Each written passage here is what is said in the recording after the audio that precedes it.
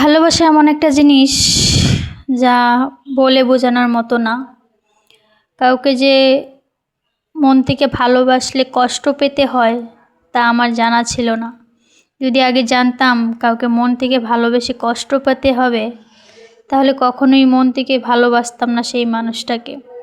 একটা মানুষকে জীবনে সবটুকু দিয়ে ভালোবেসেছিলাম, কিন্তু বিনিময়ে পেয়েছি শুধু বুক ভরা যন্ত্রণা আর অবহেলা। কারণ যেই মানুষটাকে আমি সবটুকু দিয়ে ভালোবেসে গোটা পৃথিবী রেখেছি একদিকে আর তাকে রেখেছি একদিকে, কখনো তাকে অবহেলা করিনি বা তার কোনো অমর্যাদা হোক সে কাজ আমি করিনি। সে যখন যা বলেছে আমি তাই করেছি।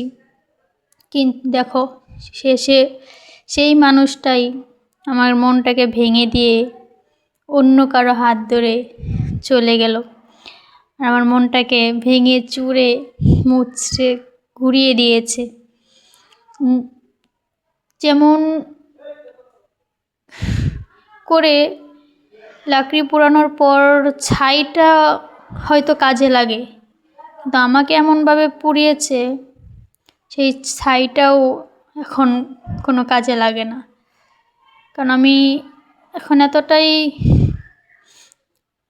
হয়ে গেছি, অবহেলিত হয়ে গেছি, না পরিবারের কাছে সম্মান পাই, না সেই মানুষটা আমাকে সম্মান দিয়ে রাখতে পারলো। জানি না আমার কি ভুল ছিল যার কারণে সে আমাকে ছেড়ে চলে গেল।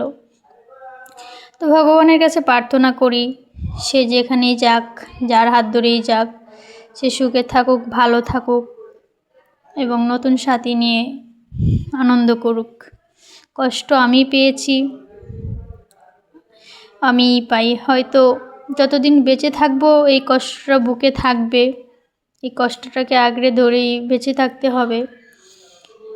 সব কিছুর মাঝেও যেন সেই কষ্টটাকে আমি ভুলতে পারবো না যতদিন বেঁচে আছি। জানি না এই কষ্ট না ভোলার কারণে জীবনে কত কিছু সহ্য করতে হবে। কারণ আমি কিভাবে বলবো, আমি যে তারে মন থেকে ভালোবেসেছি, সবটুকু দিয়ে ভালোবেসেছি, তাহলে কেন আমি এইভাবে ঠকলাম তার কাছ থেকে? কি ভুল ছিল আমার?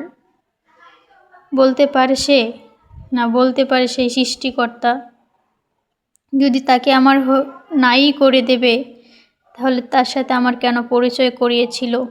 আর আমাকে এভাবেই বা কেন কষ্ট দেওয়া হচ্ছে? বুঝতে পারছি না।